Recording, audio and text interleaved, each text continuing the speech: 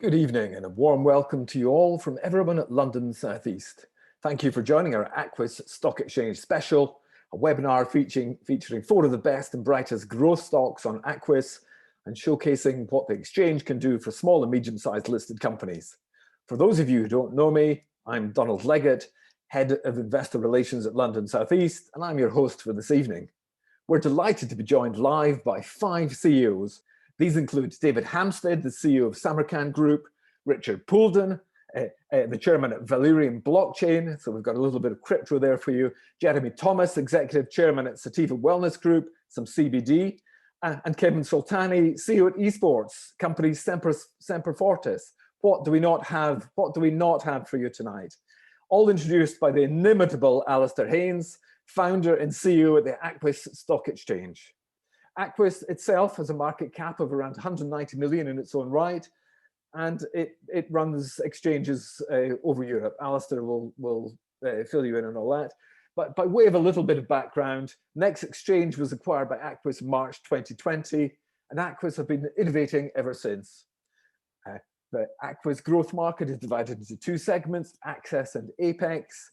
And tonight we've got 2 in the Access and 2 in the Apex slots, with the Access market focusing on early stage growth companies, while Apex is the market for larger, more established businesses. Here with us tonight to disabuse us of many misconceptions about Aquis is Alasdair Haynes, group founder and CEO of the Aquis Stock Exchange. Alasdair is going to be taking questions afterwards, but first he's going to present to us. Over to you, Alasdair. Donald, thank you very, very much indeed for that great welcome, and welcome to everybody for this Aquis Stock Exchange Special.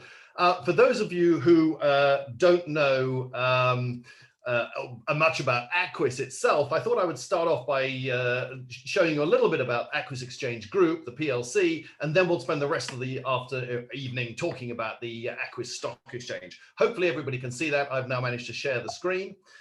So let's get started. Aquis Exchange PLC, as you said, we're just under a £200 million market cap company. We are one company, but we operate 3 different divisions. The Aquis Exchange is the world's first subscription-based exchange. Now, what that means is that we don't charge people based on the value people trade. We charge on the message traffic that people use. And we brought in a very innovative rule that actually prohibits the low latency, high speed traders, the proprietary traders, from crossing the spread on our market. Now, what that really means is that the liquidity pool in our market is very, very different to any other exchange in the world. Aquis Exchange today, although you may not have heard of the company, is the largest provider of liquidity in the 1,700 top stocks in Europe across 15 different markets. That means that we are the best suppliers on the bids and offers at the very best prices available. We execute, this month it's just over 6% of all equity trading in Europe, and that makes us the 7th largest exchange group by value of turnover in the whole of Europe. So we're not a small exchange in terms of equities. That is our expertise. We are a tech company. We also we have Aquis Technologies, and we supply technology to the exchange industry. In fact, we've done recent work with the Singapore Exchange and Amazon Web Services to be the first ever company to provide exchange grade technology in the cloud. But of course, as Donald said, what we did last year is we ended up buying the Next Exchange, and we paid £1 for this business in order to get the recognized investment exchange license. Now, what is important about that is, and this is daytime television, so I can't really express my real views on what the previous attempts had been, but whether it was ISDX, NEX, OFX, or Plus Markets, let's be perfectly truthful, none of them have succeeded in being true competition to the national exchanges. In order to do that, you have to increase institutional and retail investment. And many of you will have heard me before on various platforms saying, we have to get the public back into public markets. The retail play a critically important part, not only in the IPO process, but also in the secondary trading and providing of liquidity. We have to raise standards, and we have to have that liquidity in the secondary market. Otherwise, there's no point in bringing your company to the public markets. So I believe that companies are very much like children. They start small, they grow, and ultimately they mature. But unlike, so with our children, we send them to start with off to primary school, and we have a set of rules, and we have a set of behaviors that they have, and they're there in the primary school to learn how to learn. And as they progress, we then move them to a secondary school where we give them a different set of behaviors, a different set of teaching mechanisms, and they learn then to become adults. And ultimately, we then send them to university where once again, they have a different teaching mechanism and a different set of behaviors. Not always appropriate, but that's what happens. Now, when it comes to the United Kingdom and companies, that's where the problem is, because we have a one size fits all, one sort of regulation. Every company that goes public suddenly has to become an HSBC standard. We don't have proportionality of regulation. We don't have appropriateness of trading mechanisms. And for that reason, many companies never reach the public market. We all know that a company that has 2 million or 5 million market cap trades differently, acts differently to a company that, say, a 200 million pound market cap, which trades differently and acts differently to that which is 3 to 5 billion. So what we've done at Aquis is created this school to bring back proportionality and appropriateness in the way that they can trade.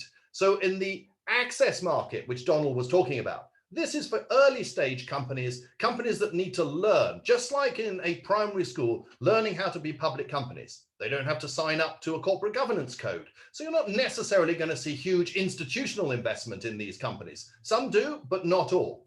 But you have different standards and different rules, very clear rules. Then you move from there into the secondary market, which is the apex. And as Donald said, we have 2 companies today in the access segment, 2 companies in the apex segment, all of which are incredibly exciting companies, I believe, are part of the new economy of the future. And this is exactly what we want to be as Aquis, a new economy exchange, the NASDAQ of Europe. So as companies enter the apex market, they get these different benefits. We have a different set of teaching. They have a higher standard than, say, on AIM because there's a growth prospectus. We can allow retail into the IPO. We want to see retail in this segment being ranked alongside institutions. We give them a market maker scheme so that market makers, and today there are six market makers providing capital that will actually can be no wider than 5% spreads for the retail market. Now, when you do that, guess what happens? The spreads narrow, liquidity grows, and then institutions come and start to trade as well. But since January, since we introduced that, we've seen spreads decline by 60%. We've seen turnover increase by over 1,000%. We protect these companies. We ban short selling so that companies there the entrepreneur can do what they say they want to do, and the shareholder doesn't suffer if by a third party coming in and selling these stocks short and pushing the price down. So we want to protect people. And the great news is if you use the technology, you template the documentation, we don't have to go through what we did at Aquis when we floated on the AIM market, which it cost us £1.4 million. It took us 9 months to do. And we get a spread of 10 to 15% afterwards. What we want to see are markets where you can come to the market, you can IPO your business very, very quickly within a 1 month, 2 month period. You can do it at a much, much cheaper price, not a lower standard, but a cheaper price, and you can get guaranteed tighter spreads. This only works if you get connectivity. You have to be able to, as retail players, be able to trade on every single exchange. And that includes Aquis. So what we have is connectivity today with interactive investors, with AJ Bell, with Jarvis, with Barclays, Pello, all these people. The one we don't have is Hargreaves Lansdown. So if you're out there and you have an account, please call them and say you want to trade on these great businesses that are out there. So in summary, we're here to change the primary markets, to enhance the secondary liquidity and allow early stage companies to attain capital through the retail and the institutional market. And that is Aquis. First question, I'm going to challenge you on the electronic trading front. The 4 questions I've received from investors, including Robin Mays and several others, it's about electronic trading. They say you may be on these different markets, but it's actually difficult to trade. Often it's telephone trading, And in this day and age, telephone trading is not sufficient. What's your answer to them, Alasdair? Well, I think Robin's spot on, which is it is absolutely critical. We live in a digitalized world. There's 3 billion people out there who digitally communicate, digitally game, digitally shop. They must be able to digitally invest. And that is absolutely essential, which is why we have pushed very, very hard amongst the people like Smart Investor by Barclays and Jarvis and, Pello and AJ Bell and Interactive. Now, some of them, Interactive today, haven't got all the data that we need, but we are pushing very, very hard because you're right.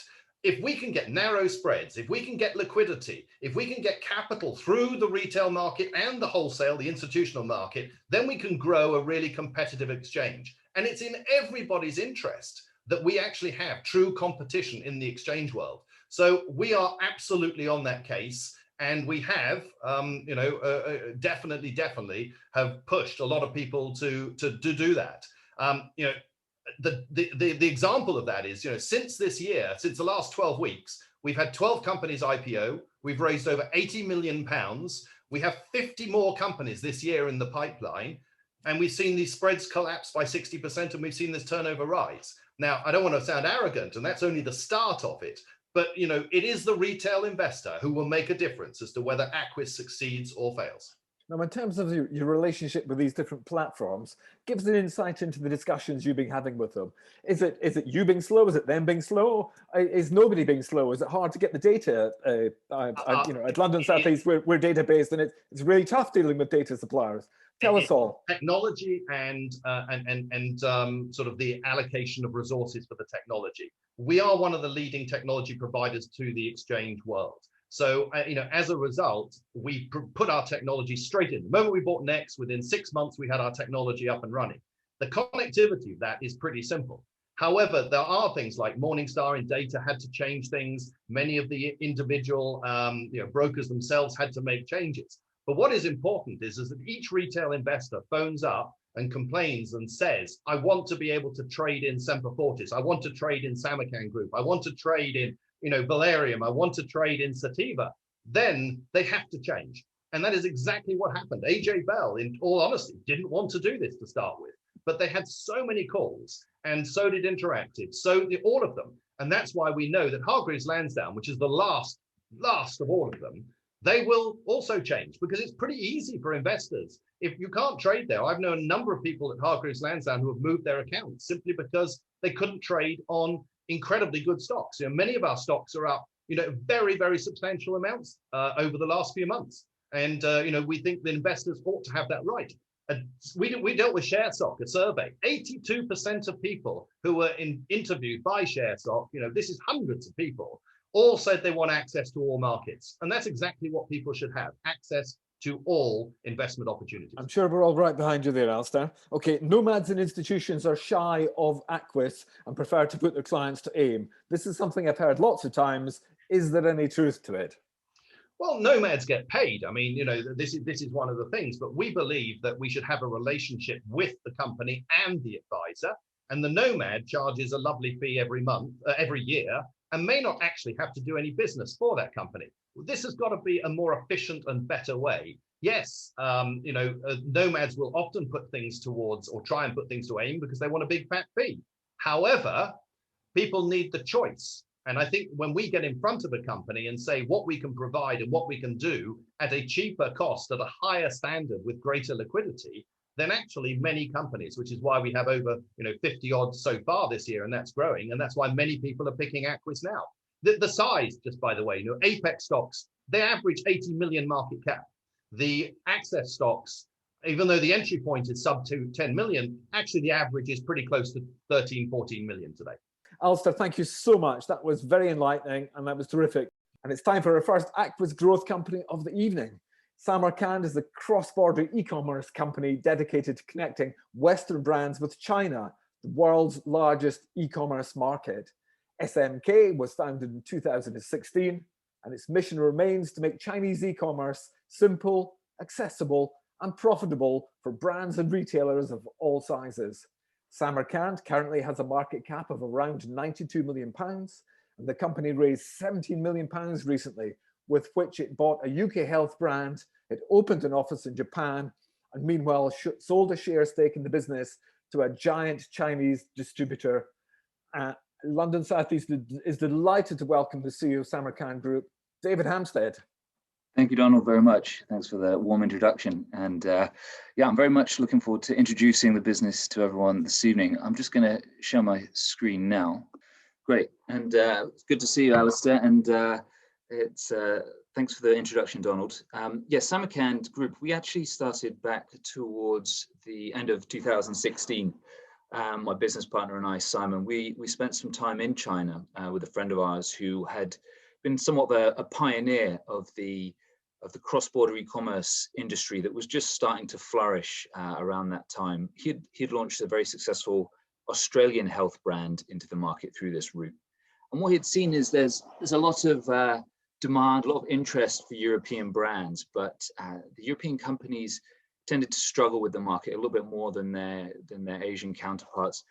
Business culture, understanding of the market, geographical distance, but also the main issue, the incumbent model, whereby a brand would need to find a local distributor, sign over a large part of their margin, effective control of their brand as well, sometimes for 3 or 5 years on an exclusive basis, was quite a difficult decision for a lot of brands who have a lot of potential to make. So it puts off a lot of brands from going into the market, and those that do go in don't always have a great experience using that model. So we returned to the UK with the vision that we would create a way for brands, international brands, to sell into this market as easy as they can do from their own website. Since that time, we've made some considerable progress. We have an office in London and Shanghai, and as Donald mentioned, we've just announced opening our office in Tokyo as well. We have about 100 employees spread equally between the UK and China at the moment. We have 2 distribution centres, one that we operate ourselves, our own warehouse and distribution centre in South London, and a third-party operated warehouse in the Shanghai Free Trade Zone. We have triple-digit revenue growth, and we operate a number of different e-commerce storefronts and solutions on behalf of both our own brands and third-party client brands. And we do all this through what we call our Nomad technology platform, which is a proprietary technology platform that we've built. We recently listed onto the Aquis growth market on the Apex segment, and we originally targeted £10 million. I'm pleased to say we were more than twice oversubscribed. So we ended up raising £17 million. We had a very good institution and private investor split. It was cornerstoned by Schroders, and we had some very good other institutions take part in the IPO as well. We also had a strategic investment from Invenfin, which is the growth capital division of Remgrow. And going into the IPO, we had almost 15% of the company owned by employees, and no employees, no founders, no previous investors. Nobody cashed out any shares at all at the IPO as well. So it's all growth cap. A few weeks ago, we closed a further £3.1 million investment from China's leading express logistics company, a company called SF Express. They trade on the Shenzhen Stock Exchange, a market cap of around 34 billion. They are very well known.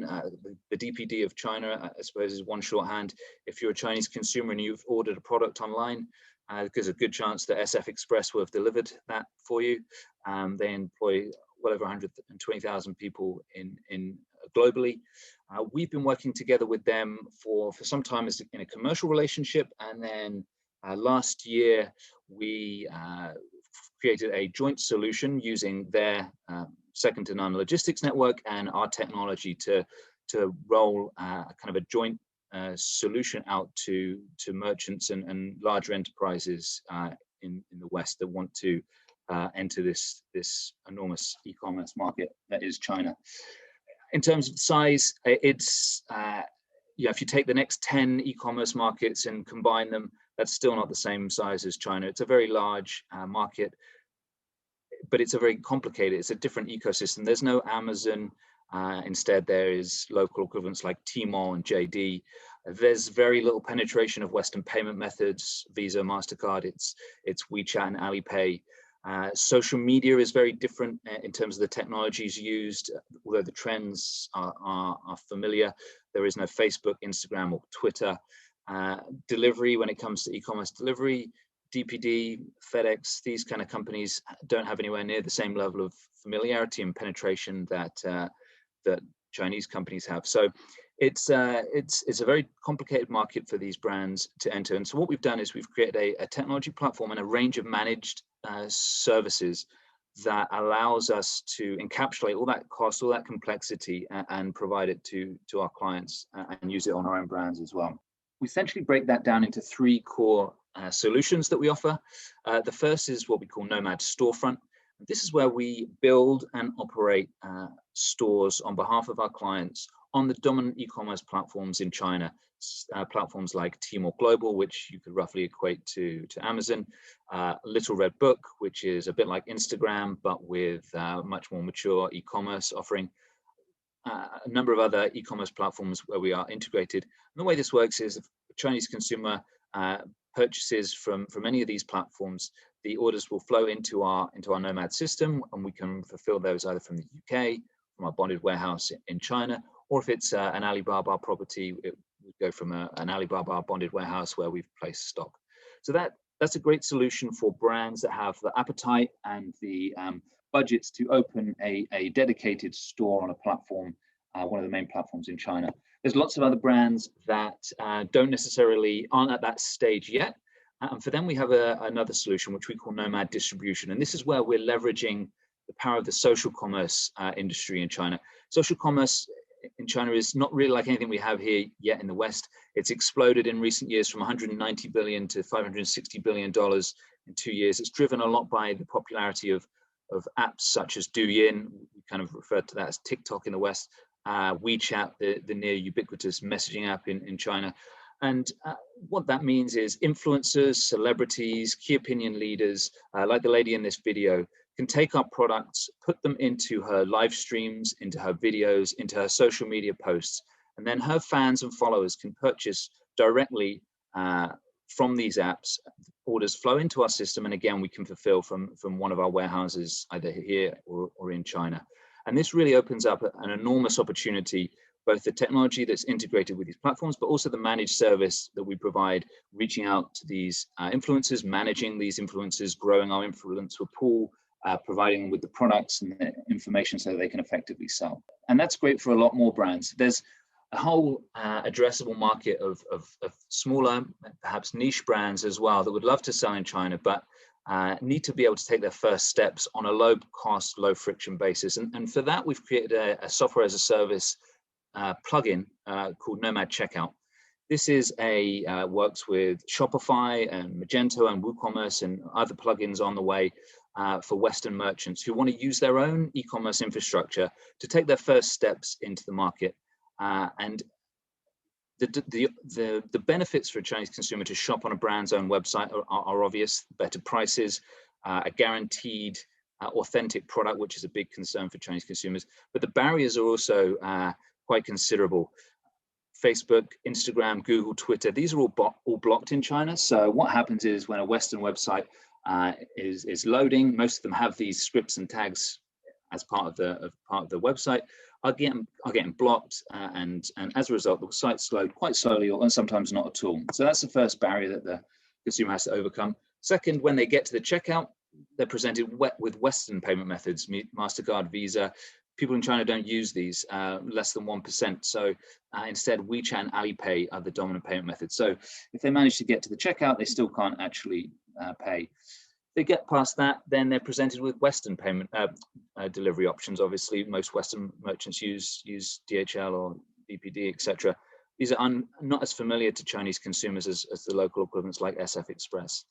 Fourthly, most brands, if they are selling to China currently, will be sending through the mail system. This is not part of the government's fully integrated cross-border e-commerce system. So inspection rates can be as high as 20%, and if the parcel is found to be not declared correctly, the consumer is then asked to pay an additional 20% duty, which leads to a lot of customer service headache for merchants and a pretty rubbish experience for the consumers. So Nomad Checkout is a piece of technology that solves all of these issues in a single plugin. On the right, with our technology enabled, we're preventing these scripts from even attempting to be loaded. So using our technology, the sites load in 5 seconds as opposed to 53 seconds without the technology switched on. So the first hurdle is cleared. The consumer can actually shop on the site. If we detect that they're coming from China, we inform them that their parcel will be delivered with SF Express, the #1 logistics company, and that they'll be able to actually pay using their preferred Chinese payment method, either Alipay or WeChat Pay.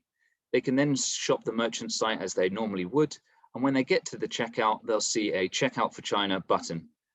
This allows them to go through our checkout process, which is optimized for Chinese. It takes the address in a Chinese format. It's in Chinese language, obviously. It takes the Chinese ID card, which is necessary for a valid cross-border transaction. And it allows them also to then pay using their preferred Chinese payment method, which is either Alipay or WeChat Pay. Just wait for the video to catch up. Once the payment is complete, they are then sent a tracking link via SMS from SF Express so that they can track their order from merchant to their delivery. They'll also receive a tracking information from an order confirmation from us as well. And what's happening behind the scenes is we've pre-registered this order with Chinese customs so that when the parcel arrives at the port of entry, it's expedited, it goes straight through. There's no need for any additional customs duties. We're able to take advantage of the preferential 9.1% customs rate on cross-border transactions. And as a result, what this means is delivery times reduced from sort of 15 days down to 8 days, and customs stoppage rates from 20% down to less than 1%. It's also very easy for a merchant to install. There's plugins for Shopify and other platforms, and there's no change to a merchant's workflow or any business processes either. On the financial highlights, just quickly, these are the numbers that we put out as part of the roadshow for the IPO. We will have a trading update coming out towards the end of this month, but we were able to fund the business quite organically. Prior to the IPO, we had about £3.3 million of investment, from which we generated £27 million of revenue and almost £14 million of gross profit. These are numbers back in November of last year. Our growth, we went out with 8-month audited numbers for the IPO. 2019, 8 months was 3.8 million. That had increased to 10.2 million on the bottom graph. If you look at that, that's more accurate. That's the like for like. The actual revenue was 16 million, but we had a 5.8 million pound exceptional revenue last year as well. So like for like comparison, 3.8 to 10.2. Gross profits improving as well from 35% in March 2019 year end to now 63% if you take out the exceptional revenue. And we expect that gross margin is increasing as we bring on more and more of our technology-based revenues. Just a quick summary. We have triple-digit revenue growth and improving gross margins. We have a strong institutional, strategic, and employee shareholder base. We're well established both in the UK and China, and soon to be Japan as well. We have a very experienced and relevant board of non-executive directors, including Keith Higgins, the Chief Customer Development Officer of Unilever. He's headed up their global e-commerce strategy for the last 10 years. Jeanette Hearn, the CFO of Smollan, which is a 80,000 person retail service company. And Tanith Dodge, our chairperson, the former Group HR Director for Marks and Spencer's, are all NEDs on our board. We have strategic partnerships with industry leaders such as SF Express. We operate in one of the fastest growing industries in Chinese e-commerce, and we're well placed to benefit from the macro trends and changes that we're seeing with Brexit, merchants from UK and Europe needing to reach new consumer groups and new markets, and with COVID, the acceleration towards e-commerce. We're very well positioned for both of those macro changes. So that's the end there, Donald. Let me ask you about Japan. Initially, you've literally just opened in the last few days an office in Japan. Strategically, what does Japan mean to you as a market, and how does having an in-country office actually help to grow long-term relationships inside Japan? Yeah, you're right. That's very recent news. So currently we're quite UK centric. Most of our clients are from the UK, so we've because of where we've grown up. But Japan is a much larger market with China, about 20 times the size of the cross-border e-commerce that happens between the UK and China happens between Japan and China. And what we've seen is with as part of the result of the pandemic is that Japan previously relied a lot on Chinese tourists visiting Japan and shopping offline in Japan. As a result of the pandemic, that has stopped. So there's a lot of demand that we've been picking up on for probably the last 12 months from Japanese brands, potential clients. We have as our managing director in Japan, a man called Simon Truss, who was the managing director of SF Express in Japan for many years. He's taken on the role of our managing director in Japan. He has a very extensive network of retailers and brands in Japan. So that was why it was chosen as our next strategic move. It's yeah. Will you actually be having a nomad in Japanese for the Japan China e-commerce? Yep, so we can replicate exactly what we do. In fact, we've already done some test shipments from a pilot project with a large Japanese retailer, successfully using SF Express through our customs compliant flow from Japan into China. So we don't manage to do that without establishing the formal presence. So yeah, we can do exactly what we're doing from any international market, really. Okay, so let's talk SF Express. It's important not to, I think, put too much into that, but it's very interesting that you actually had a share stake bought by such a, you know, the number one, as you said, the number one Chinese distributor within China. How much did they pay for it, and what did they get? They paid 3.1 million. They invested 3.1 million pounds. They got 5% of the company. They are a shareholder. They don't have any board seats or anything like that, as you would expect. They've been a very good commercial partner for us. I mentioned we've developed a kind of a joint solution that we're using, which I hope to be able to announce relatively soon as well. More details on that. But having a large Chinese enterprise as a strategic partner and investor is definitely something that is beneficial if you are an international company doing business in China. I mean, there's no. Do you see them as a local mentor, perhaps? I mean, they have a very extensive, not just delivery network, but they have a very extensive relations network. You know, they have an entire division for customs relations. You know, they're bringing in hundreds of millions of parcels. Important for anybody that's involved in import export in China to have those kind of relationships. So we are very pleased to pull that deal together. Yeah. And are you able to, when you're going in and pitching to Chinese companies, are you able to use them as part of that? You know, use their brand as part of that process? Yeah, I mean, it's a very well-known brand. It's helped. It's a good point, actually. It wasn't a main consideration, but it definitely helped. You know, not just with when we're talking to other large Chinese companies, but also when we're talking to potential employees or you know, other partners that we might work with. Having a household name Chinese company as an investor definitely helps with credibility in China as well. Yeah, it's a good point. Andy Morrison is asking about the liquidity. He says 70% of the Samarkand funding went to institutional investors, which on the one hand, I'm sure you were very pleased about, but on the other hand, once they've put their hands on your shares, they ain't going to be selling them in the short term. So liquidity, there's not much of a free float, is what he says. And how can you improve liquidity? What are your thoughts on that? So yeah, so I may have the number wrong, but it's give or take. Our free float was about 40% going into the IPO. So, you know, 25% was the minimum. We went in, I think, with a lot higher than that. The liquidity, I guess that maybe is. I mean, we're doing quite a lot of this kind of investor relations. We've had a very good response since the IPO. Our share price is up 50%. We listed at £1.15. We're now trading around £1.72. So we've had some So you may well say, what's the problem? Yeah, we're pretty happy. It all seems to be working fine. Yeah, it seems to be working just well. It's early days for us. We're a couple of months into the journey. We're having trades every day. Some of them could be quite large. Actually, we had some quite large days as well. So yeah, at the moment we're pretty happy with where that's been. Very good. A follow up from Andy Morrison. What are the KPIs that you use and that investors can use to follow progress with the company? In other words, how can what are your own benchmarks that you benchmark yourself against, I think? Yeah, we're a growth business. We raised this money to grow the business.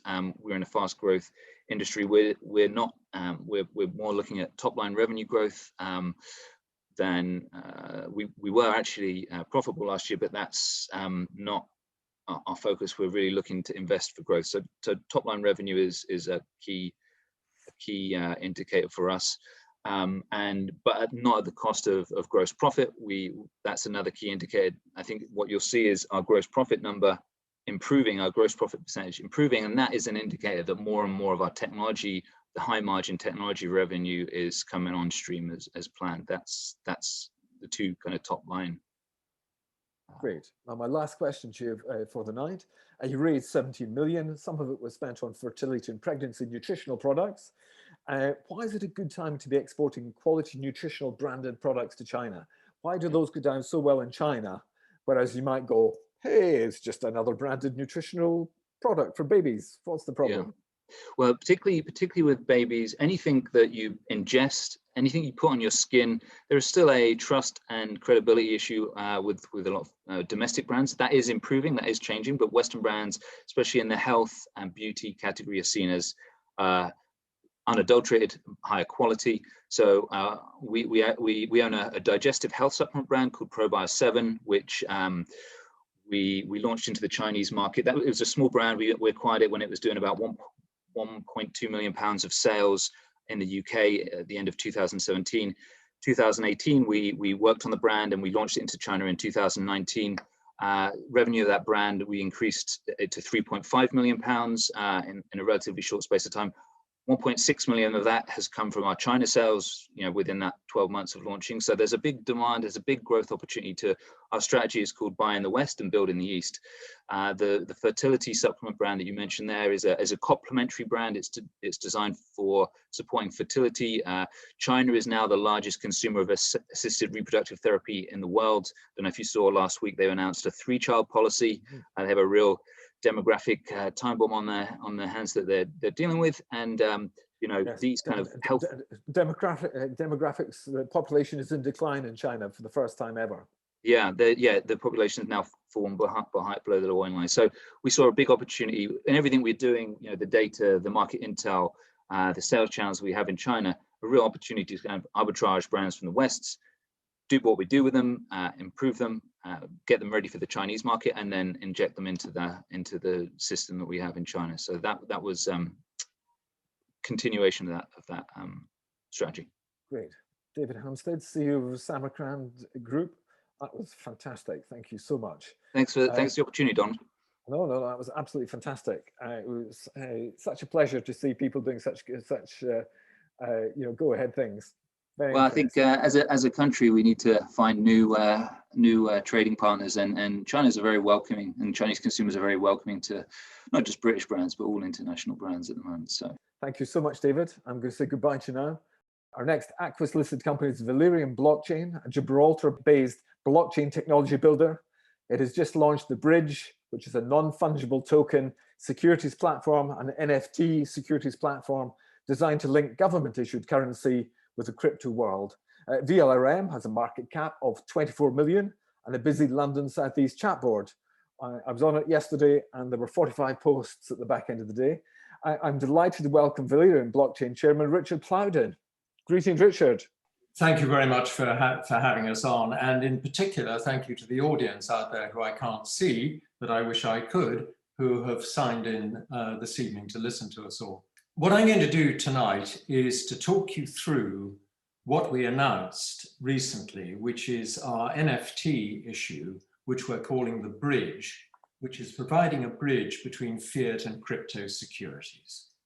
I want to take you through a bit of the background as to why we're doing this, how we're doing it, but I have to tell you that none of this will give you any inside information to work with early tomorrow morning.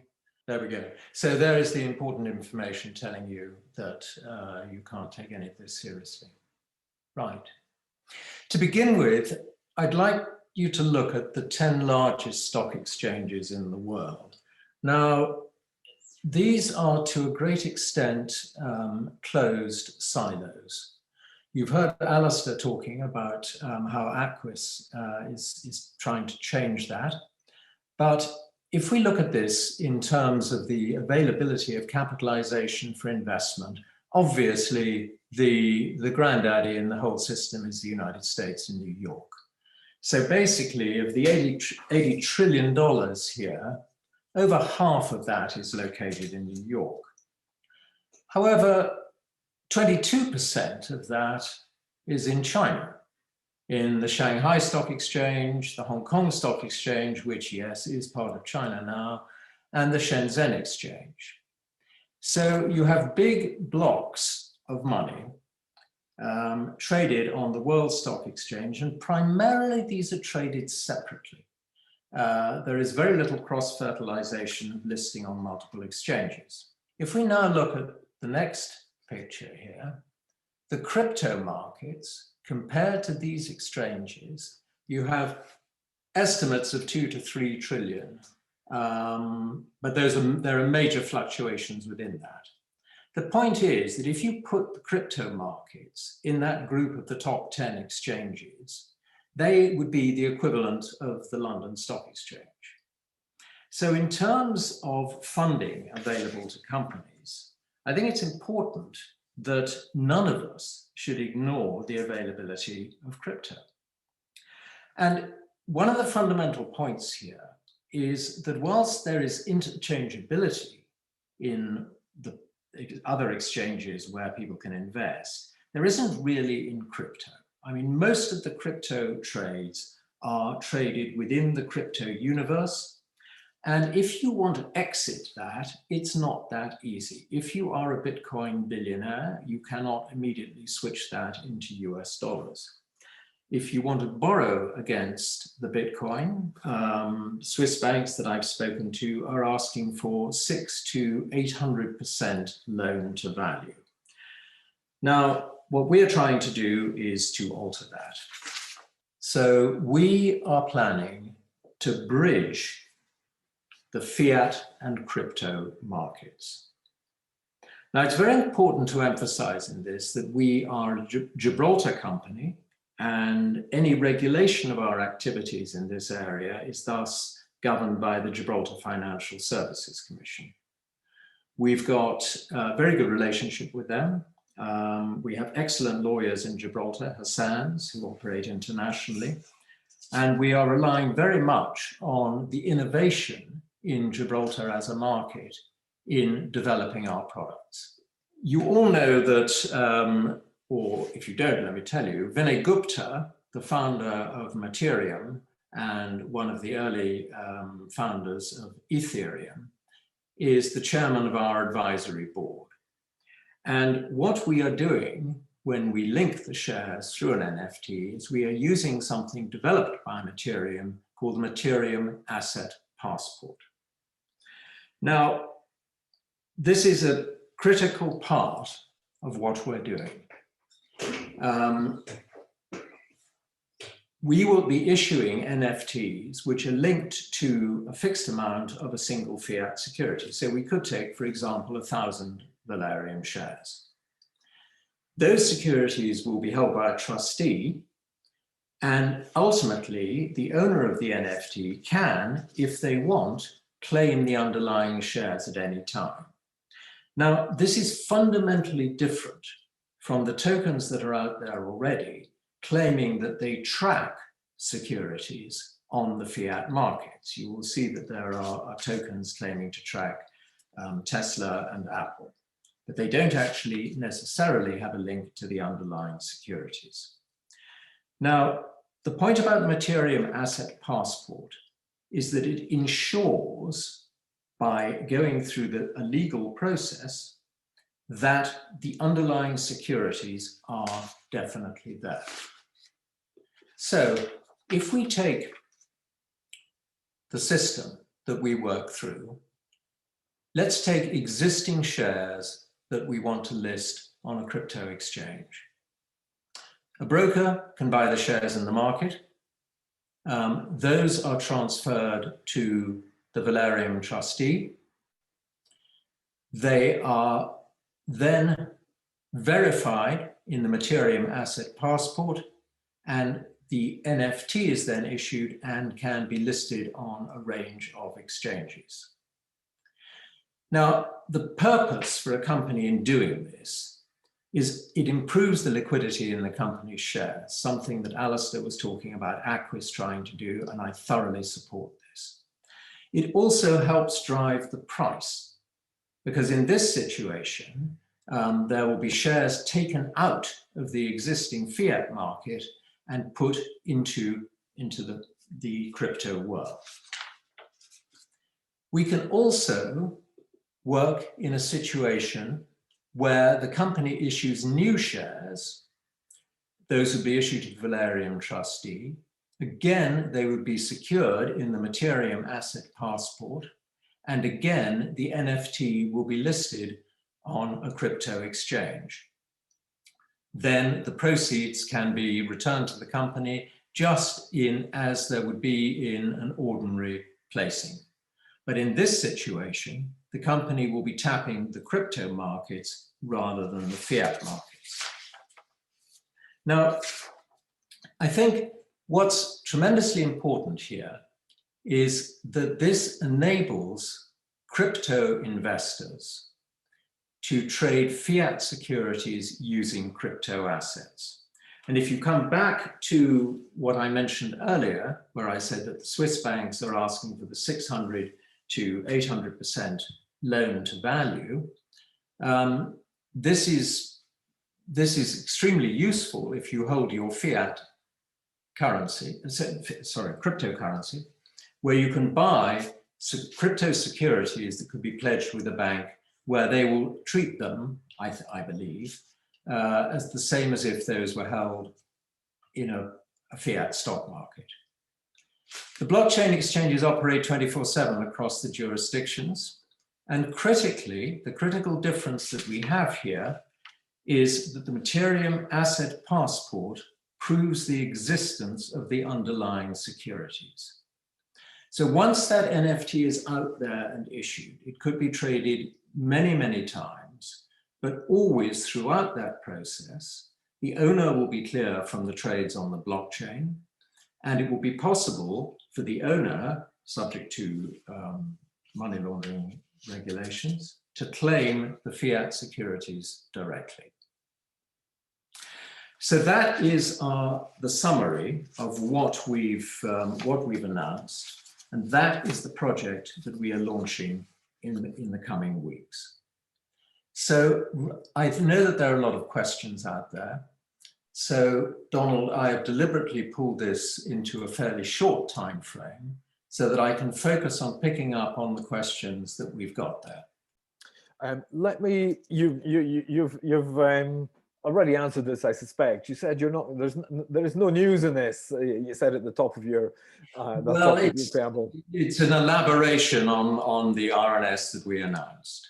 So let me ask you a direct question then. When might the first NFTs be launched, and what might the first NFTs be? I can tell you exactly what the first NFTs are going to be. They're going to be our own shares. I think we should very definitely put our money where our mouths are. That will not be a placing, that will not be a new issue of shares. It will be existing securities taken out of the market, put into a Materium Asset Passport and issued as an NFT. And beyond that, are there plans for things like Tesla shares, those types of securities? Well, the essential point, as I took you through listing existing shares, one can actually buy any share in any market, put it into a Materium Asset Passport and list it as an NFT. That's the structure that we have in place at the moment. So it doesn't have to be our own shares. Any company can ask us to list the shares for them, or indeed we can work with institutions where they can buy the shares and we list them in as an NFT. Okay. Two people have asked me about the over-the-counter listing. The application went in on the 19th of April, says Richard Hewitt, and also another gentleman. I've got two people have asked you that very same question. Hold on, let me give you a name. Oh, Oluyemi Ajiboso. So there's two of you who have asked the very same question. Did you have any questions or issues back from them? When do you expect the secondary listing to commence? And might it be in June? Oh, we're just going through the process. We're working with our lawyers and with brokers in the States. We've submitted the application. That's in the hands of FINRA, the regulators. There's no particular delay in this. I realize that everyone is focused on it, but they're regulators. September, October-ish? What would you like? What would the likely time frame be? No. I would hope before that. But the point is, Donald, I can't give a date on this. It's not in your hands to give a date. It's not, exactly. I understand. It's in the hands of the regulators. Great. Okay. Richard's final question. He asks about a placing. So your heart may groan, because I'm sure you get asked about placings all the time. You previously said there's currently no plans for a placing. Is that still the case? And for what period can you rule one out? For example, can you rule it out for the next 3 months? So here we go. Donald, I mean, I kind of get depressed by this question because it comes up again and again. The main purpose of being a listed company on the public markets is so that we can raise money. And that's true of any company that's listed. We have no immediate plans to do a placing, but at some stage, at some point with strategic investors, we may well do a placing. But I point people to the placing that I did in one of my other companies recently with Wishburn, where we did the placing at a premium to the traded price. Okay.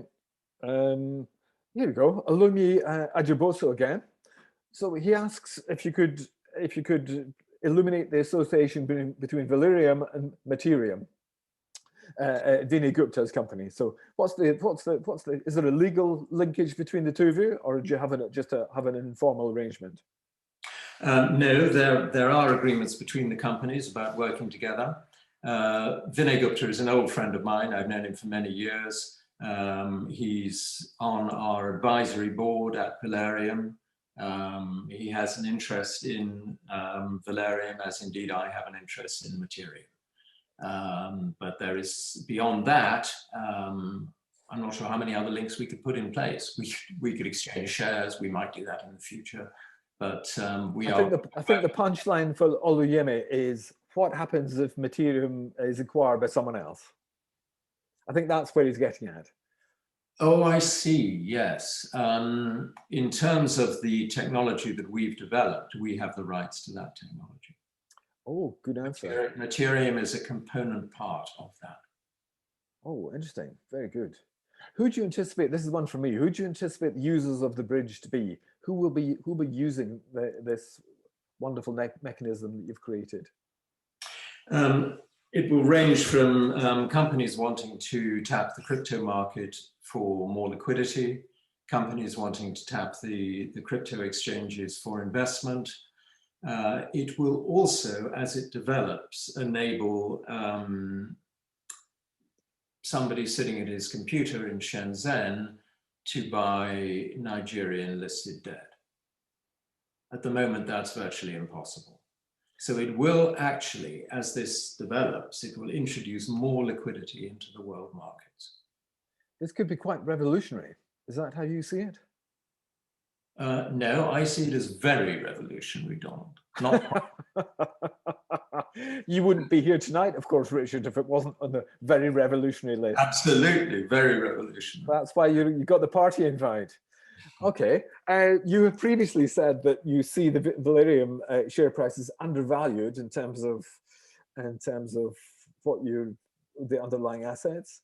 What share price would be a fair reflection of your value, do you think? £10 a share, probably. And what are you trading at the moment, even very roughly? 30p. So You've been up 40. One heck of a way to go. Okay, fantastic. But I would say, Donald, this is not investment advice. You asked me what I thought our share price should be. Very good, very good. And I asked that on behalf of a gentleman called Jack Singera. Yes, there you go. That's exactly his question. So it's always good to give the askers of the question. It's all their fault. It's nothing to do with it. Remember, the value of your investment can go down as well as up. You're very canny. You're very canny, Richard. Okay. Well, my objective in that is, obviously, I'm a major shareholder in this, as are a number of my friends, brokers, funds, and so on. Our objective is to make it a huge success. Have you found it easy to get institutional money, or just find that institutions are less interested in Aquis or less interested in crypto? No, there's plenty of institutional interest in crypto. And Aquis, I think, is doing a fabulous job in its new form. We will also look at other exchanges where we're looking at listing in Frankfurt as well, because Aquis have developed a relationship with Frankfurt, which is entirely their initiative, which is excellent. So you think Frankfurt is a useful place for you? No. I'm complimenting Aquis on the relationship that they've developed with Frankfurt, because that is accessing a new group of investors using the Aquis exchange. They're very can-do. That's what I'm seeing. It's lovely. It's fantastic. So the answer to your question about Aquis is, I think it's an increasingly good place to be. Very good. Okay, and you're just about to have a secondary listing on the OTCQB. What are the plans for creating more awareness amongst the potential investors in America?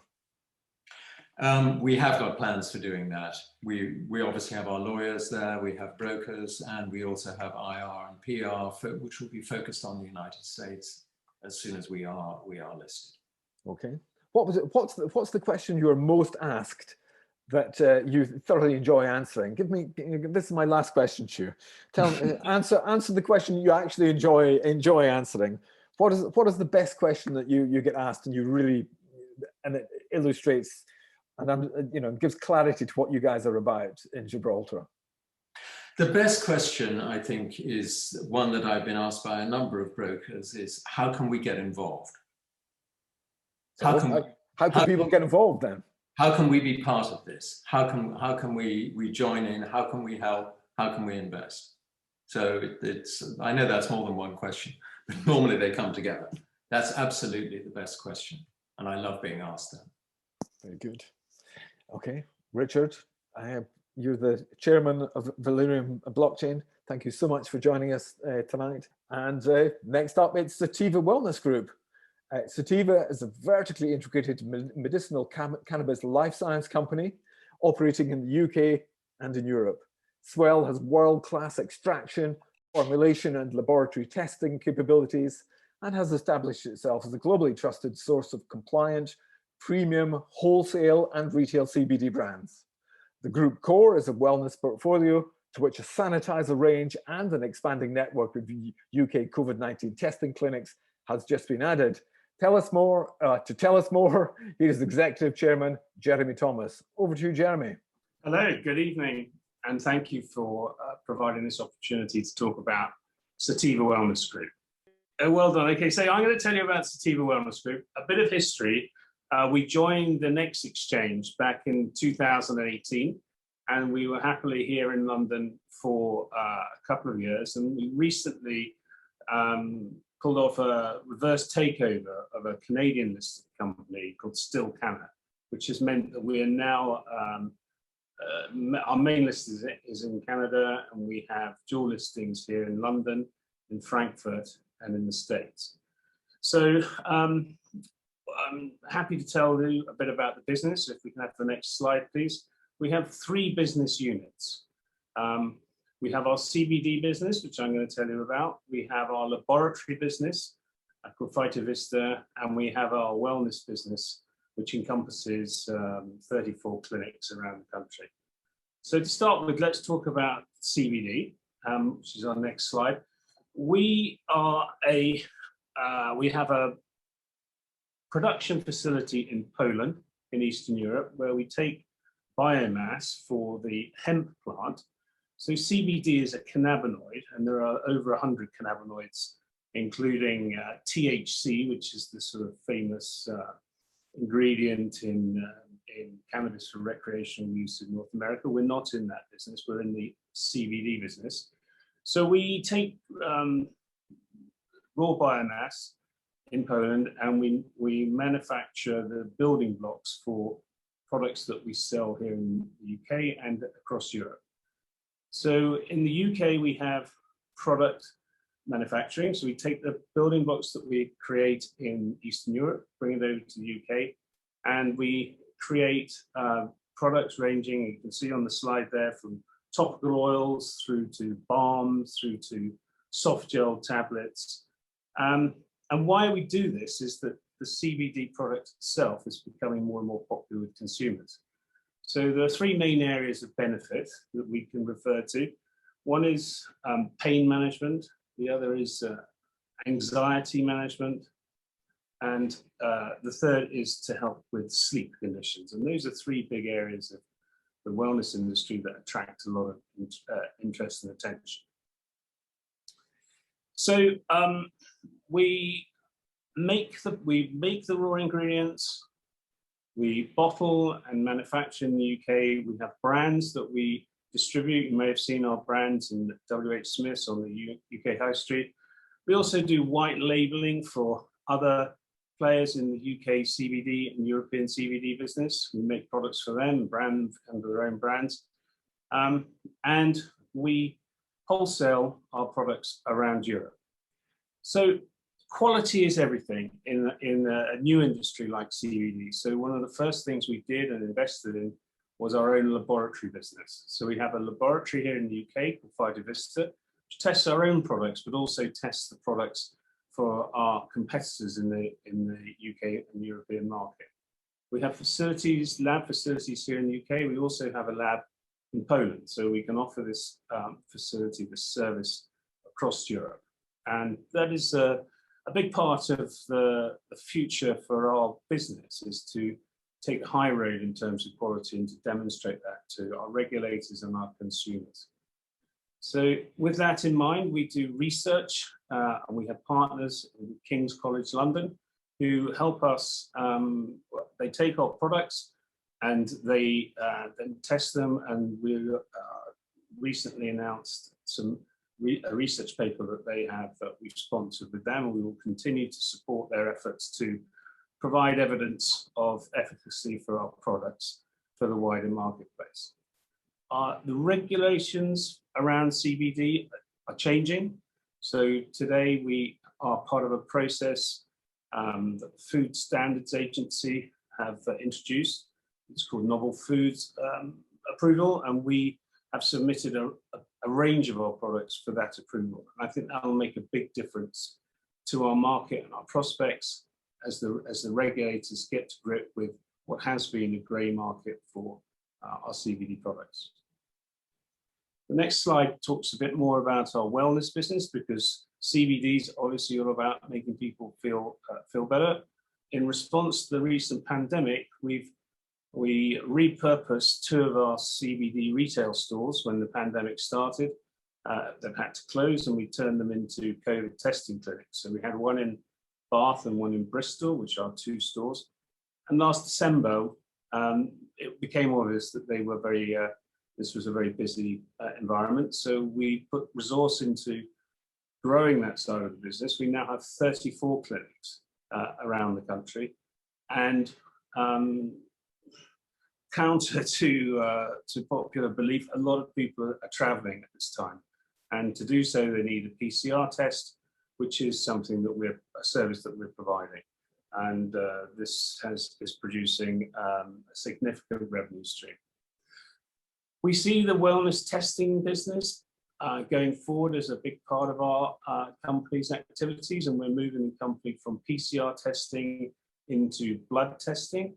And we feel that there's going to be a big market for vaccine validation. So more and more of us have had our jabs, first and second jab, and it will become a point of interest to know whether those jabs have actually worked, and we can provide that via a simple blood test.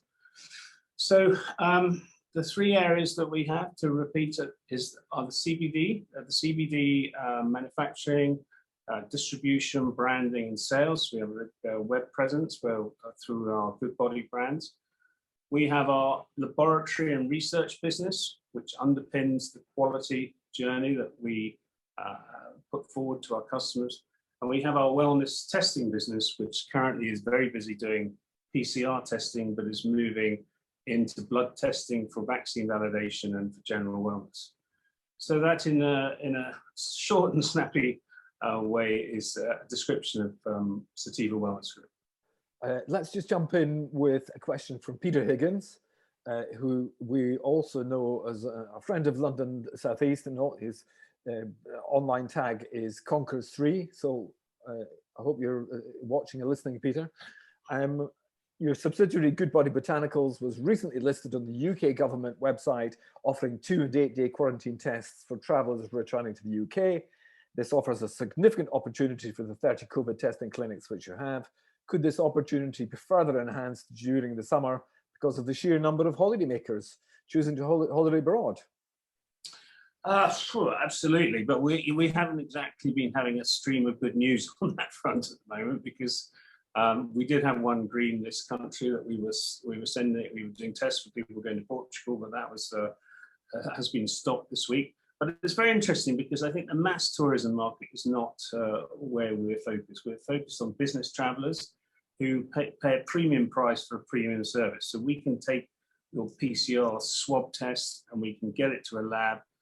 The test is done overnight and you get the results the next morning before 8 o'clock in the morning. And people pay a premium, particularly business travellers that need to know that they're going to be, they have the certificate that they're required to travel. So we think there's going to be many months of future PCR testing work that we'll be doing, but we're looking beyond that to general blood testing for wellness to replace what is a significant revenue stream at the moment. Is it possible to quantify those future revenue streams, or is that a tricky thing to do? No, we put out our Q1 numbers 2 weeks ago, which showed a 4-fold increase in revenues compared to the previous period. And the revenues this month, I think, are going to show an equal accelerated growth. We are very busy at the moment. So to what extent would you say this was an opportunistic strategy, or do you think this is a very carefully thought through thing, or is it a blend of the two, perhaps?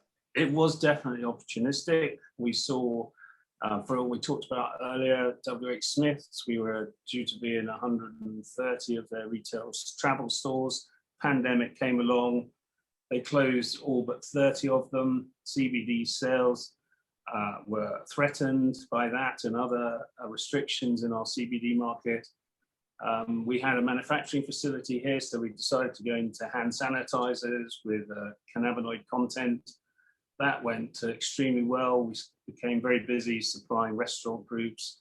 The pandemic then closed the restaurants down, so we felt, right, what should we do now? We had the stores that we had to close in Bath and Bristol. We decided COVID testing was going to be something that we could try out, and we became really busy. So it seemed obvious to me that we should resource that part of the business. And as I say, we've gone from 2 to 34, and yeah, it's a very lucrative part of the picture. Having said that, our core business is CBD, and we see a very rosy future for that business. We've been held back by a lack of regulation, and that is now coming to the fore with the Food Standards Agency and with novel foods, which is the process that we've joined. We feel that the market will polarize around the main players. We're certainly one of those players, and we're looking forward to much more CBD business coming down the track.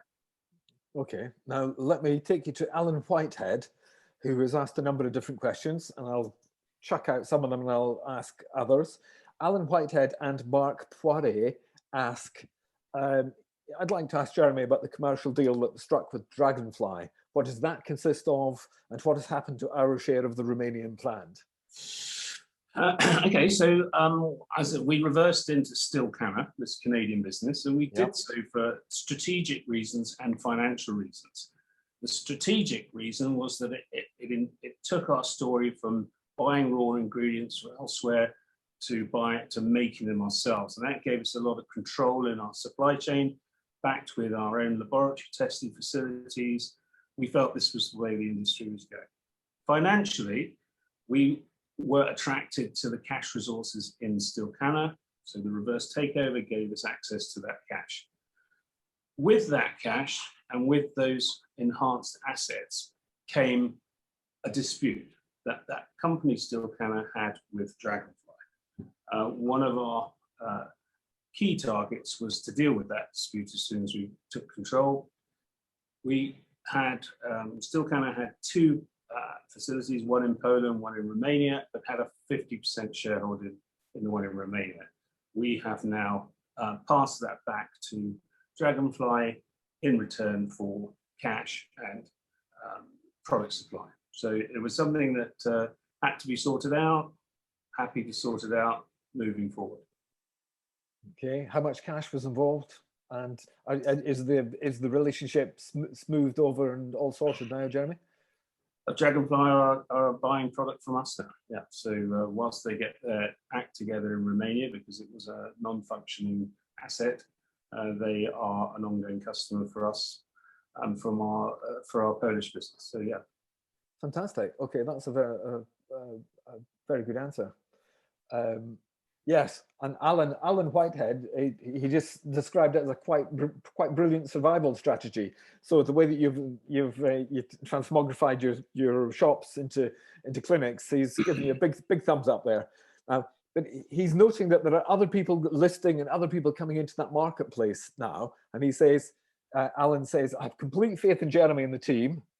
There's a but though. There's always a but with these questions. But it feels like we're losing ground to our competitors at the moment. Now, well, are you losing ground to the competitors at the moment, Geremy? No, and we very much welcome these new participants in the London markets.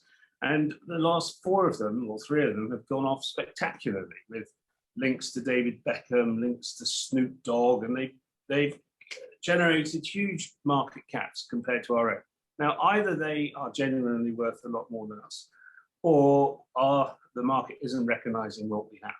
The new players are rich with ideas, but poor with actual business turnover and action. We have been in the business for 4 years now. We've learned an awful lot about CBD.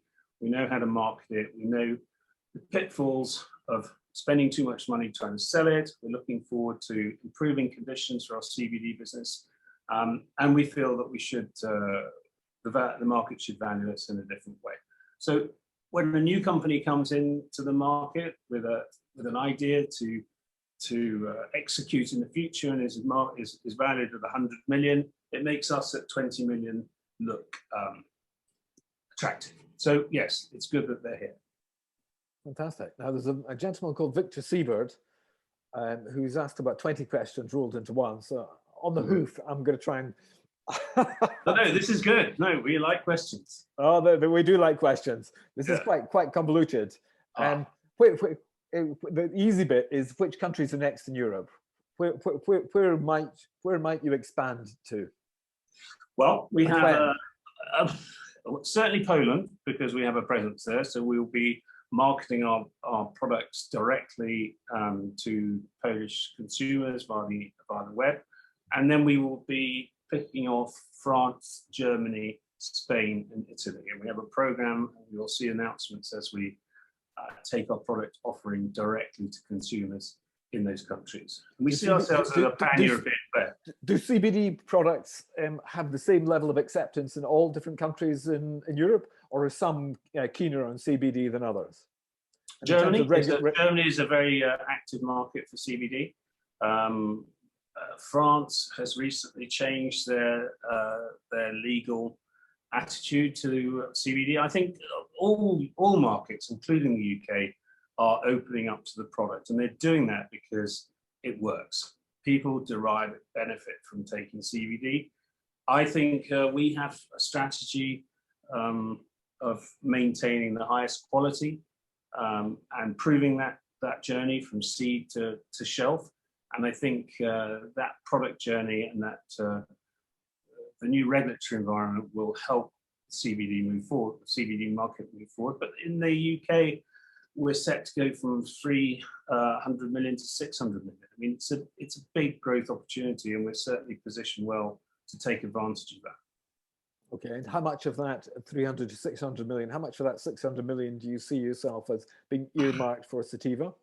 Well, a lot more than we are at the moment. So, so yeah. Lots of growth to be had. Yeah, and we are growing, and our Q1 numbers show that we, as I say, we've grown fourfold since the comparative period before, and I think our Q2 numbers will be another big step forward compared to Q1. So we're on the positive growth trajectory, but there's been a lot of money lost promoting CBD in the UK, and we've avoided that, and that's because lack of regulation and restriction on marketing opportunities. So you can't advertise it on Facebook, you can't advertise it on Google pay-per-click. Up until very recently, Amazon has restricted customers from buying CBD. All those barriers are falling away now, and this is now the chance that we have and others to really push the market forward. But you seriously don't worry, back to Alan Whitehead's question, that the competition is beginning to wake up and get themselves into the UK at the same time as you are enjoying this new lease of life? I think it is about timing, and there's some concerns about, I think we possibly came into the market too early because of the resistance from UK regulators, in terms of the FCA. They've only recently come out and said that they welcome medicinal cannabis businesses to the London markets. We were the first, and that had its advantages early on, but we have been struggling to access further funding in the London markets, which is why we took the decision to reverse into the Canadian business Still Canna. Having said that, since we've done that, things are opening up here in London, and we're excited to be a part of that. Okay. What about free cash flow projections for the year? Asks the same gentleman. Well, as I say, we did inherit some cash from the Still Canna merger, and we've successfully concluded a fundraise on the CSE 2 weeks ago, where we raised another 4.4 million Canadian dollars. We have a strong cash position today, and we feel that if we needed more money, we could get it, but at the moment we're actually generating cash. Okay. From Victor's question, he says, what about the money from the private placement? So I suppose you could tell us the story of the private placement, perhaps? That is the one that we're talking about in Vancouver, that was put together by Canaccord. Yeah, so we have a lot of work to do in expanding our wellness business. So taking those 34 clinics to a greater number, increasing their capability from doing swab testing to blood testing. We think there's a disruptive role we can play in taking the blood testing services further from the lab and close to the point of care, adopting technologies that we'd be looking forward to announcing in the future. And we also see an opportunity as regulation comes to us and as marketing barriers drop to improve our CBD market share. And so cash is useful for that, and that's why we did the fundraise. Okay, you've rolled out 34 stores, which was pretty amazing, really. And what kind of speed of rollout can we expect of shops? Another 10 a year, another 20 a year? No, I think our ambition goes beyond that. We see a lot of the stores that we have, the clinics now, are in partnership with pharmacies. And there are an awful lot of pharmacies, multiple pharmacy outlets in each town, and certainly in each city. We want to empower those pharmacies to offer blood testing for wellness, general wellness, and that's very much on our strategy list. So it's not going to be 20s, it's going to be hundreds that we're looking for. Are the stores individually profitable? The stores that we operate are extremely profitable, and you saw in the slides that we looked at earlier that we have mobile clinics as well, which we feel is a big part of our ongoing strategy. So we want to disrupt the existing offering by providing speed and convenience to our customers, and that could well be more of those mobile units coming down the track. Okay, Geremy, you've been a complete star. You've been very patient with me. Our final Aquis company, Semper Fortis, are a newly IPO'd esports business and have just raised an initial 2.5 million to tap into the fast-growing market for competitive gaming. In a nutshell, Semper Fortis intend to create esports teams, they intend to sign sponsorship deals with brands, and to sell consultancy services. SEMP has signed up the European Rocket League Top Blokes squad. That's 3 players and a coach who currently compete in the Rocket League Championship Series. And SWEL has already started to form partnerships with professional footballers and influencers. Tonight, we have Semper Fortis CEO Kevin Soltani, and he's going to speak to us right now. Welcome, Kevin. Thank you so much. Thank you so much for having me. It is quite the gambit that we've had tonight. I think we've hit almost every buzzword over the last decade, and I'm honored to be a part of the panel and add to the buzzwords. And I was shaking my head in agreement because the more cheeky question, that's why we're here, right? We love them all. Okay, over to you. Yep, thank you so much. So we are Semper Fortis Esports. We are newly listed on the Aquis Exchange. Very honored to be here tonight with everybody and to be listed on the Aquis Exchange. We're just about 5 weeks removed from our listing, so we're very excited. We're equally terrified of the market in a good way. What you'll see happen is that we are positioned perfectly within esports and gaming within the UK. When I say terrified is that there's just so much to do, and it's completely a blank canvas for us to have our go at it. So we're extremely excited to add that value to the market. Semper Fortis Esports is a multi-organizational esports organization. What that means is that when you tend to see esports companies, they tend to be team focused. So as you see in one of our pillars there, we are a part of high growth team operations, as well as doing a lot of brand enhancement deals with corporations and brands looking to get involved with this new exciting sector, as well as technology solutions because of our fantastic team that we have put together. That I think that this is why we call ourselves a multi-organizational. We're not just a one-trick pony like most esports organizations. They do great work, but we want to try to add a lot of value in different sectors where we feel like there's not that much infrastructure currently, and even more within the UK of that semi-blank canvas that I'm talking about. And so, yeah, all things UK first, all things we're based here in London. So what we always say is UK first and foremost, and then our expansion plans will go out toward Europe and out east. But our vision aligned, very passionate, very energetic driven, because we are an exciting sector of business. Esports did get a bump up within 2020 because everybody was at home, and a lot of the younger generation kids and high schoolers, colleges even, were off.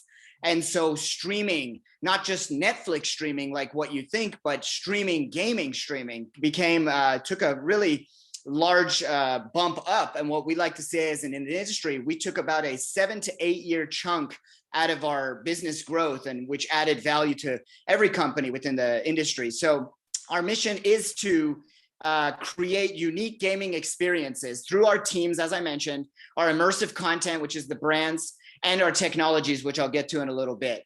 And the vision is really just to ignite that passion of gaming, which has gotten a bad stigma over the years. And what you'll see happen is that it's a lot of technology. It's a lot of blockchain, which we heard of tonight.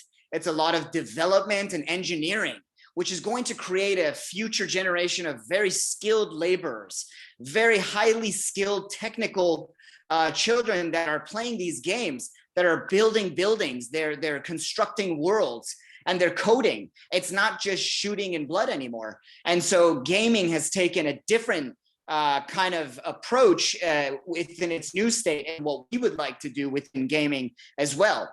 So it's really just igniting that passion within the UK and then begin to expand worldwide as gaming tends to grow, is growing significantly. I think it's very important to hone in on our team. Usually we would skip over and get to the meat, but this, because of Aquis and because of this opportunity on this listed exchange, we have our wonderful chairman, Mr. Keith Harris, that comes from a very traditional sports background. This is important because Mr. Keith Harris has been chairman of Everton Football Club.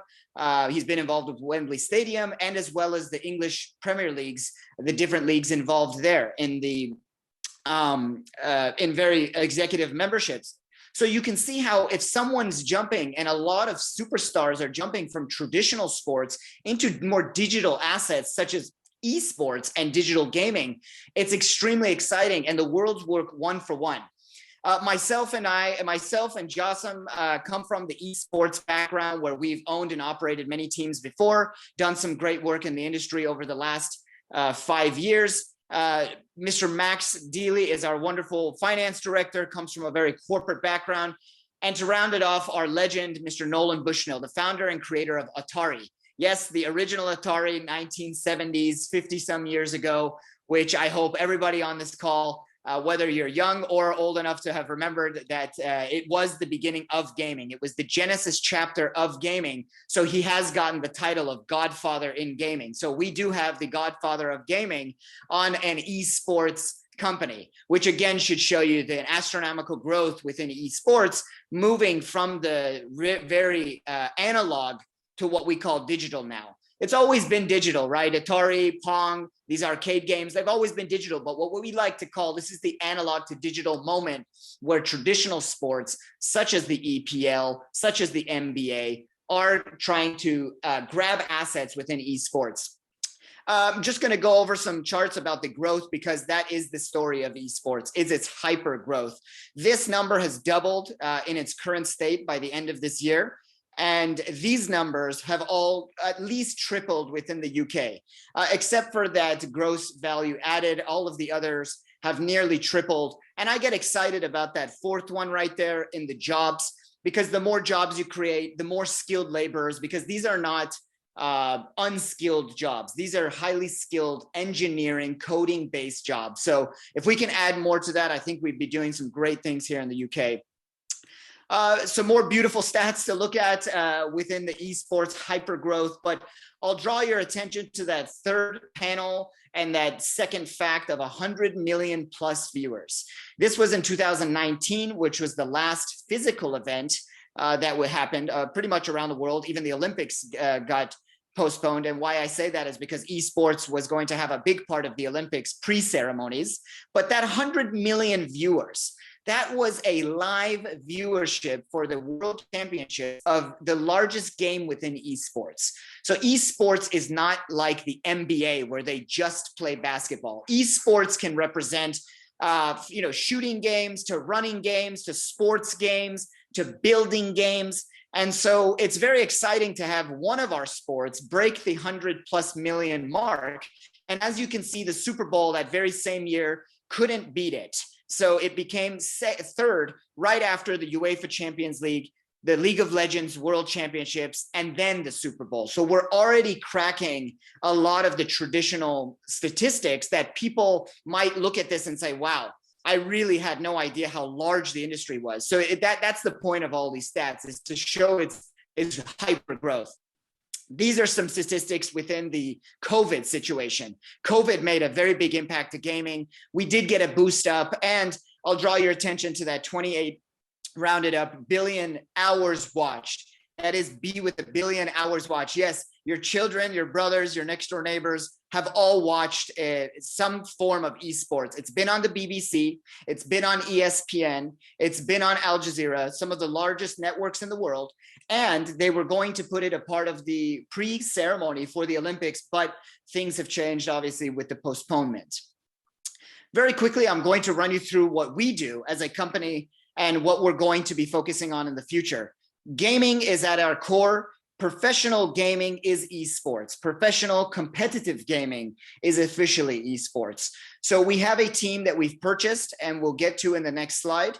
And quickly, we're going to go to virtual experiences, which is that content, which is the brand representation, which is getting the IBMs, the Googles, the Apples excited, the HSBCs, the Halifaxes, all of these companies excited about esports. Now, that could mean advertising, that could mean getting involved and throwing events, getting the youth involved and getting them excited for your future product. So you tend to see companies like Red Bull, Coca-Cola have already made the jump, but then you see insurance companies like State Farm and Geico in America quickly jumping. I'd like to see that same thing happen here in the UK so that we can, let's say a Halifax jumps in, our 100,000 plus audiences every Sunday can get those eyeballs to the brands needed. And now you're not only getting them excited because it's gaming, but you're getting a whole host of youth to be clicking on that product, which can't be better than financial literacy in a Halifax product. Our technology pieces are probably the most exciting and what we've been working on in the backgrounds and what we're very excited to start to announce toward the end of summer. And that is really mixing in blockchain and gaming. Blockchain gaming, Bitcoin gaming, and Lightning Network gaming are three completely different things. I do come from a very large blockchain development background. Our team has been developing those in our past lives. And so to bring that full force and full circle for the gaming industry, working with Nolan is going to be a dream. And Nolan has been building these blockchain-based gaming services and infrastructures for about a decade now, for as long as the technology's been around. And so we're very excited to expose some of those technologies within gaming and to bring them to market within the UK.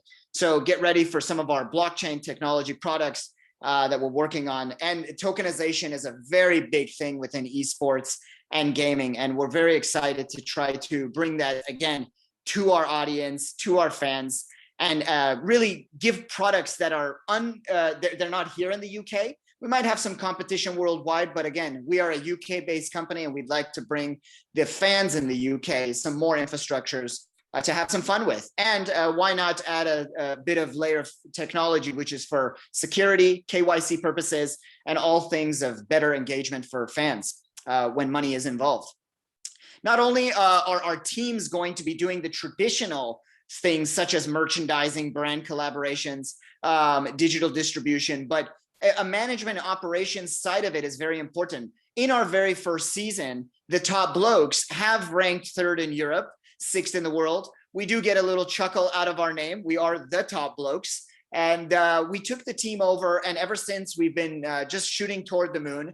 We did qualify for the World Championships in our sport of Rocket League, which is extremely exciting. It's next week, exactly a week from today. We play our competitors across the street in Guild. Guild was listed by Mr. David Beckham not too long before us. They're a pure play esport team company where we like to say we're a multidimensional and we don't just focus on the teams, but we focus on our technology products and our brand enhancements as well. But this is our first product. We are what we like to say very outperforming. We're very excited. And we have 3 very young kids, two from the UK and 1 from France, and our coaches in English as well. So please check us out, support us. And it's very exciting, this Rocket League game, but we are competing for the World Championships. It is a $1 million prize, European purse, 400,000. These are not small numbers. Our average salaries within the team and Rocket League are almost pushing 6 figures. Yes, games and computer games are pushing 6-figure salaries. Again, just to go over some of the things that we were talking about in technology, because it is the 2nd and 3rd product we will be developing in our company. You have things which aren't written here, such as in-game advertisement. So the games that your children, your brothers, your cousins play, or yourselves, you have these advertisements that are coming in-game now. Those same flags in the FIFA stadium that used to say something else can now say any one of our brands. And so that's a very exciting untapped market. It's slowly becoming tapped. We have our strategic partners that we're going to get in line with for data analytics. Following fans, tracking them, rewarding them is extremely important in esports. It's a very young industry. You're just about 1% adoption rate. So the best thing you could do is to get that 1% to return. open that door again and come support your team or your endeavors. And so tracking those fans is very important to us, and designing the technology solutions for the infrastructures within esports. I mentioned tokenization, which is a blockchain-based solution. And tokenization has been used in gaming for a better part of 20 years. PlayStation and Sony have been doing a different form of it. They don't call it tokenization, but they've been offering PS tokens and PS coins. Xbox has been doing it. And now you got very exciting companies in Fortnite, which is the world's largest game, one of them, and some of the other games in Roblox and Sandbox that are using tokenized assets, and not only using a layer of blockchain for security, but also adding them in for currency purposes. So this is extremely exciting that gaming can drive the adoption for multiple different avenues and industries. Some more strategies we look to get after in our B2B consulting side. We do see our third pillar as that brand enhancement is working with the Googles, IBMs, traditional businesses, Halifax, HSBC, to be able to hold their hand and guide them within esports. It's arguably one of the most exciting entertainment sectors of the last decade. So we're here to hold their hand and give value to esports and gaming, and as well take advantage of this massively young population that is, again, in hypergrowth. Some quick stats that we'll go over, but yep, thank you very much. I'll stop it here. Fantastic. All right, Kevin, I heard a lot about the background to esports there, which is completely fantastic, because I suspect that we have over 100 people on here, and over 100 of them don't exactly know what esports is. But in a nutshell, could you summarize your own business strategy for us, the different pillars of your strategy? Absolutely. So in an elevator pitch, we work on teams, which are traditional assets, such as the top blokes, which are one-to-one like a Manchester United or an Arsenal, or maybe I should stop saying teams and just say teams in the EPL, because you never know who's a fan of which here, right? So we say we run these traditional teams. The second thing is our B2B consulting side, which is that brand enhancement that I mentioned, holding the hand of traditional corporate partners that want to get involved within esports and gaming, whether it be advertisement, events, activations. And the third being technology, where we add infrastructures to layers of blockchain gaming and tokenized tech so that esports can grow in its adoption and give the users something more exciting in the tech side to add on value to and use. Excellent. Excellent summary. So could you talk us through the revenue model for an esports business like yourself? Where are the revenue streams going to come from? You've got those three different pillars to the strategy. Where does the money come from? Sure. In the first one, the team's management operations, just like any traditional team, we need to win. And when we win, we gain sponsors. That's not to say if the team doesn't win, you can't gain sponsors. There's many things a team does, activations and exciting things all the bit. What I held it for the question and answer part that's very exciting is that we've signed 2 ambassadors to the company already. And what you won't see on our presentation is that these 2 ambassadors are also playing in the Euros, and Mr. Harry Maguire, captain of Manchester United, and Dominic Calvert-Lewin, a striker for Everton Football Club. We've signed them as ambassadors to stand behind us and to really go after some of those sponsorship deals, as well as activations within traditional events. That could be a tournament, that could be a charity event, that could be a corporate sponsored event. And we're really looking to get the merchandising really excited as well with our 2 ambassadors. I'll mention again, Mr. Harry Maguire from Manchester United and Dominic Calvert-Lewin have signed on with us in full. And we're very excited to see them perform well. And right after the Euros, we'll get to our jobs with them soon after. Even I've heard of Harry Maguire. He's the England captain, isn't he? Something like that. Yeah, he's quite something like that. Isn't he? You know, he's a big wall back there for the United, but he's an amazing player. He's an amazing man. And the funny thing was with both of them, and this isn't a cliche thing to say, you would have heard this straight out of their mouth, and you can test them in a game of FIFA too. How about that? That they're actually gamers. Is that in the locker room, not just these 2, but a lot of other players, they play, which is natural, but these guys really love it. And so we got really excited to hear that Dominic Calvert-Lewin, DCL, liked Rocket League above all. And it's a very difficult game to play, Rocket League. So for him to say that he liked it, and ironically, we're in the World Championships at the same exact time they're playing in their championships in the Euros, we're extremely excited to have the 1-for-1 going. And they love esports too. So in the Rocket League, do you get the profits? Do the team get the profits? How do you actually make money out of it? Yes. So when the prize money wins, the team gets a split with the team, as in the players, gets a split from the parent company, as in we do. And every prize pool has a bonus as well. So every time you rank up the ladder, you make X more money. And so we are the third best performing team in all of Europe at just over $120,000 in prize money, which is very significant in a time when all esports got cut. The championships will be a $1 million prize pool. And so we're excited to get after it. So just like winning the World Cup or anything, there is a check that comes along with it. So for the top blokes as a team, it's rather like you're an agent, or it's better for that. It's more profitable for them to be with you, with Semper Fortis, than it is for them to be running solo by themselves. Yeah, absolutely. I mean, look, if they're going to run solo by themselves, which is how almost every esports team starts, you either have to be picked up or noticed, right?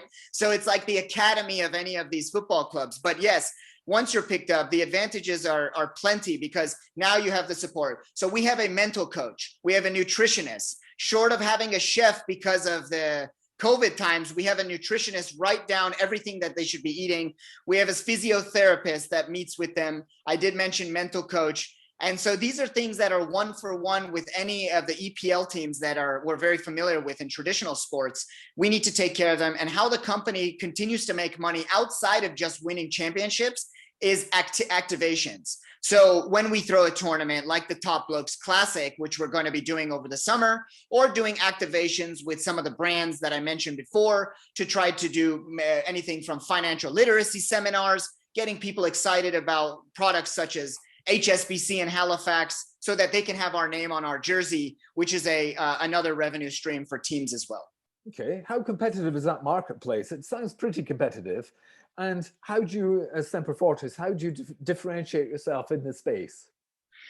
Yeah, thanks. That's probably our favorite question to answer, to be honest, because our competitors in the space that I mentioned in Guild Esports and a few others around Europe, they are pure play esports teams. They do compete in many different esports, where for now we only compete in one. And so their revenue streams are based on esports. We want to diversify our revenue streams and work on different products that we're good at. And some of those products, as you saw within our team in Nolan Bushnell, working on the tech and gaming development pieces, were much different from the other ones that have listed before us. And a few others that we admire are not pure play esports teams, but more investment style VC firms that are adding, building, and investing in esports products within the gaming sector, so that they can one day say, we're building technologies just like what we're doing. So our aspirations look more of like a conglomerate VC investing and building good products within esports. Okay, good answer. First question from James Alexander. How do you compare to Fnatic, FNATIC? How do you view their valuation? Oh, two-parter. The second one was an interesting one. The first part, look, Fnatic is the best England or UK-based or bred team. They are one of the first ever to do it. Massive congratulations, massive success. We bow down to their success in many ways, because you should. When you're the first in the country, you should know your respect. But that's not to say that we're going to compete with them down the line. And they do not compete in Rocket League, but their competitors, which are arguably the largest team in Europe, G2, do compete in Rocket League, and we're better than them. So I can feel better that we're almost climbing the ladder to Fnatic. But they are a $200+ million valued company, if I'm not mistaken. They've gone through the ringer of at least 12 to 14 years of business. They are based in the UK with branches about 4 different countries, I believe. And so to see what their value is or what their worth is difficult, but they are worth every penny, I believe. They are, because of hyper growth that's happening in sponsorships right now, and they don't have trouble raising money. So we'd love to follow their footsteps in the esports side. Exactly, because you've got many different strings to your bow. You've got 3 different segments. Okay, why did you choose the UK to list rather than any other markets? I'm not stupid. I can tell you've got an American accent. Why did you feel Aquis was a better fit for you? Because presumably it was between Aquis and AIM when it came to the UK. Yeah, I alluded to the job creation in the UK. I alluded to kind of the semi-blank canvas that we're excited to tackle in my presentation. And I want to regurgitate that because we do feel that when you create jobs, you're creating economy. And when you create economy, that cycles back to your business. What better way than to do that with the younger population that's excited about a product that they want to work with? And here comes esports, here comes gaming, and a sprinkle of technology of blockchain that we're going to work with to bring it all home, that are all legitimate, viable products over the next 50 to 100 years, arguably. These are recession-proof businesses. Gaming has proven it over the last 50 years that it's recession-proof, it's in hyper-growth, it's innovative, it's exciting, and it's young. So we chose the UK because of all things opposite to what is being done in gaming here. We have a massive brain drain problem here in the UK for skilled laborers. As soon as they become a skilled laborer, even engineers will find jobs in other places in the world. So to answer your question, why we chose this market and this UK is because we're here to fight, and to fight a battle that is almost semi-blank. So we can see our value being added and see what we've done, right? The projects that get done, you see the outcomes very quickly. You don't see that in America, and you sure don't see that in Europe. We're excited. We'll be one of the few that says that Brexit, we're excited to bring it back home and to see the money grow right here on the island together. The second part of my question, why Aquis versus AIM? It's wonderful to have a warm body in a seat who can actually answer that for us, you see, given that this is Aquis night. It's true. To be honest, Aquis felt like a better fit for us because they seem like that young tech product that we are. If you saw today on this panel, not that everybody was young in tech, but they are exciting and growing. They are alternative, they are innovative, and they are in hyper growth. And if that's what Aquis is in compared to AIM, then I think I've hit all three nail on the head, because that's what we are, and that's what we saw they were too. So when we had our first talk with them, not only were they extremely supportive, but they talked exactly like how I just said: innovative, exciting, growing, and wanting to be alternative, and what's more alternative, like I mentioned, than today's panel of speakers. So we're very honored to be with Aquis, and not only to be in their smaller market segment, but we'll quickly get to their larger market segment. You can count on that. You've only been around IPO'd for 5 or 6 weeks, but let's look at your growth spurt. You're going to have a growth spurt, and let's look at you in 2 years' time. What do you think Semper Fortis looks like in 2 years' time? Yeah, I'm very confident that we will be hitting around the 100 million mark, because the technology services that we will be able to produce will be user acquisition based. And tech has provided many multiples that shows user acquisition is important when you're looking at adoption, revenue, and future revenue. So if you look at the way gaming has exploded and continues to grow, our tech products, our teams, and those agreements and contracts we hope to get with brands will easily push us to the 100 million mark within 2 years, and 250 and beyond within the 3 to 5 year mark. In market cap terms, or as I'm thinking, in market cap terms? Correct. Not in revenue terms. Correct. If your market cap is 100 million, what might your revenues look like? You know, it's difficult to say when we don't know how the product's going to react in the market, as in the tech product. But tech products similar. How do you therefore know that your market cap is going to be 100 million? I have to ask. Yeah, no, absolutely. I did allude where your revenues are going to come from. Yeah, no, I did allude to it with the 10x of the multiple in the tech side, right? A tech side product is exciting. We're not saying it's not going to be exciting for revenue purposes, but user adoption and user acquisition is a multiple that's very exciting to tech companies, that they can hone future revenue and hope to build off of. So within gaming, it's a lot of building, and the first year is exactly that, user acquisition. So if we can get those million users plus, that's how you multiple them based off CPM rates and the growing sponsorship deals that we hope to get for those technologies. Kevin, thank you so much. And I've got a new sign off for you. May all your investments go well. Thank you. Good night.